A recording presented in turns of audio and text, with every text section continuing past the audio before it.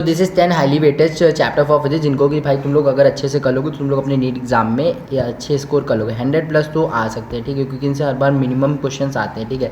तो सबसे पहला हमारा जो चैप्टर आता है वो करंट इलेक्ट्रिसिटी आता है, जिससे तुम्हें भाई 3 से 4 क्वेश्चन देखने को मिलेंगे, ठीक है। तुम पुराने सैम्पल पेपर भी देख लोगे या पुराने प्रीवियस ईयर क्वेश्चन भी देखोगे तो करंट इलेक्ट्रिसिटी से 3 से 4 क्वेश्चन आते हैं। दूसरा हमारा चैप्टर आता है इलेक्ट्रोस्टैटिक। थर्ड हमारा आता है magnetic effect of current and magnetism, जिससे कि भाई 3 से 4 क्वेश्चन हर बार आते हैं। रे ऑप्टिक्स और वेव ऑप्टिक्स से भाई एक्सेप्ट करो कि 6 से 4 क्वेश्चन आएंगे, ठीक है।